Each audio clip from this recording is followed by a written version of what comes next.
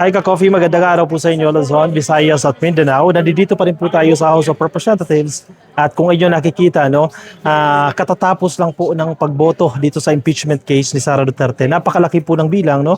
Pumalo po sa 255 po. Imagine na 255 po ng mga mambabatas ang pumabor na dapat pong ma-impeach si Sara Duterte. Ibig sabihin po niyan, one-third votes lang ang kailangan natin. In fact, 106 votes lang ang kailangan natin. Pero pumalo po sa 255. So technically, impeach na po si Sara Duterte. Ang sunod pong mangyayari, iaakyat na po ng Senado itong articles of impeachment. Ito medyo complicated na po yan dahil kapag umakyat na po sa Senado, definitely required po sila mag-convene ng impeachment court. Ang problema, pinalitan po nila ang liderato dyan. Tinanggal po nila si Senate President Tito Soto at pinalitan ni Alan Peter Cayetano. Kung inyong matatandaan po, very vocal po dito si Robin Padilla na ang sabi niya, tututulan nila ng minority daw during that time, natututulan nila yung pagkukonvene ng impeachment court. Ibig sabihin, haharangin nila. Pero good thing naman, may naririnig din ako coming from Senator Bato de la, coming from Senator Bongo na hindi po yan yung take ng minority. So medyo nagko-kontra-kontra po dito ang mga miyembro po, mga DDS senators. Sabi ni Bongo, hindi namin pipigilan ang pagkukonvene ng impeachment court. Pero si Robin Padilla sabi niya pipigilan. Kasi yan daw po ang trabaho ng minority. Anyway, wala ka naman dapat asahan kay Robin Padilla dahil nakakatawa naman po talaga siya dyan, di ba? So medyo marami pong nangyayari mga kaganapan ngayon. At si Bato de la Rosa, pumasok lang siya para bumoto. Kasi very important po yung one vote na yan para mapalitan po si Tito Soto. Pero na-surprise.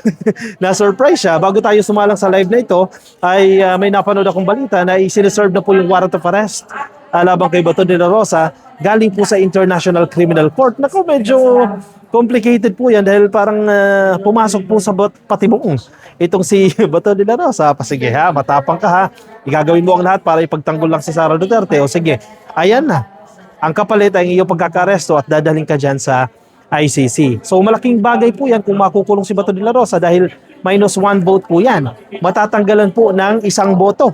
Once po na magdesisyon na sila kung i-convict ba o i-acquit itong si Sara Duterte. Kasi kung tutuusin ka-coffee kung titingnan mo yung merito ng kaso, kanina inisa-isa din ni Chairman Jervil Luistro ng House Justice Committee yung mga articles of impeachment, napakatibay po na kanilang mga ebidensya, hindi trip-trip lang yan. Assuming na the same platform ay mabibigyan po ng pagkakataon, and I think definitely mabibigyan ng pagkakataon yung House Justice Committee na maipresenta ng maayos yung kanilang ebidensya na hindi haharangin ng mga DDS senators, tiyak tayo na boboto sila para ma-convict si Sara Duterte dyan sa Senado. Ibig sabihin po, once na ma-convict na po yan, kaugnay na po yan yung parusa na in perpetual disqualification, hindi na po siya pwedeng humawak ng kahit anong posisyon sa gobyerno. At hindi na rin po siya pwedeng ma-appoint. Medyo magulo pa po yung mga nangyayari ngayon, lalo na po dito sa House of Representatives dahil may mga surprising pong votes. Halimbawa, si Toby Chanco, si Congressman Toby Chanco, hindi natin in-expect na boboto siya para ma-impeach si Sara Duterte. Nag-yes po siya, Kasi knowing Toby Chanco, ang alam natin dyan, DDS yan. Sabi nga natin, Trojan horse yan ng mga DDS. Kunyari lang yan, mga kakampi ng administrasyon, pero boboto yan pabor sa mga Duterte. Kaya na-surprise po. In fact, hindi lang tayo mga naimbitahan dito sa House of Representatives ang na-surpresa. Marami din po mga mambabatas tila na-surprise dito sa boto ni Toby Chanco. Isa din pong surprising, yung boto ni Eli San Fernando ng Manggagawa Party List ba yan? Kasi alam natin, very vocal po yan na DDS, di ba?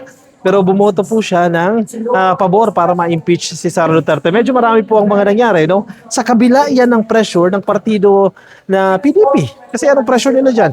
Kapag ikaw legit na PDP, dapat hindi ka bumoto ng pabor dito sa impeachment or else ito ang mangyayari sa inyo. Or else ito ang gagawin namin sa iyo. Ibig sabihin, hindi umepekto yan ka-coffee. Hindi gumana hindi tumalab yung pananakot na yan ng PDP. And kung ikukumpara din natin ka-coffee, yung naging resulta, kasi last year, 2025, nagkaroon din po ng pagboto at pumalo lang po sa 240 votes. Imagine from 240 votes, so umakyat po yan ng 255. So, nadagdagan pa po ng 15. So, ang reason dyan, syempre, naipresenta na po yung mga ebidensya. Parang tanga ka na lang, di ba? Nadya na yung mga ebidensya, tapos hindi ka pa rin boboto. So, medyo effective po yung pagpepresenta ng ebidensya dyan sa House Justice Committee at dahilan po para tumaas po yung boto. Umabot po yan ng 255. Meron din naman pong hindi nagsiboto. Kanina kinukompute natin yan ha. Ang miyembro po ng House of Representatives ngayon ay 318. Diba? 318 yan. So kung kukunin mo po yung 1/3 votes niyan, that's 106. Doon sa 318, 290 lang po yung bumoto. Again ha, 318 po lahat ng miyembro ng House of Representatives, kasama na po yung mga party list dyan. Doon sa 318, 290 lang po yung bumoto. Ibig sabihin, meron pong 28 na absent. Medyo issue din ito yung mga absent kasi sila yung mga namamangka sa dalawang ilog, di ba? Na parang nalansya ba, boboto ba kami pabor sa impeachment or hindi? Kumbaga namamangka sila. Kapag nakita ng mga DDS na bumoto sila pabor, magagalit sa kanila. At kapag nakita naman ng mga administration supporters na bumoto sila ng hindi pabor, baka pagalitan sila or ikutya sila, etc. So ang ginawa na lang nila, ang naging style na lang nila, umabsent. Doon hindi naman lahat ng absent, ganyan yung naging strategy. Pero marami po yung mga ganyan, mga mababatas no, na ayaw nilang maipit. So umabsent na lang. So 28 po sila, hindi po sila nakaboto, no? So 290 po yung bumoto. Doon sa 290 ka-coffee, siyam po yung nag-abstain. Ibig sabihin, either no or yes, or nor yes or no. Diba? So abstain kami dyan, hindi kami boboto dyan. Okay, maintindihan natin, they have the reasons, no? So 290 minus 9, may natira pa po na 281. Out of the 281, ang 255 po yung bumoto na ma-impeach si Sara Duterte at meron pong 26 na no. Sino itong mga no na yan? Itong mga no na yan, syempre, yan yung mga kilala natin mga DDS supporters. Diba? Malinaw na malinaw yan, mga DDS yan, mga supporters si Sara Duterte yan at ayaw matanggal si Sara Duterte. Pero hindi po sila nagtagumpay. Nagtagumpay po ang taong bayan dito.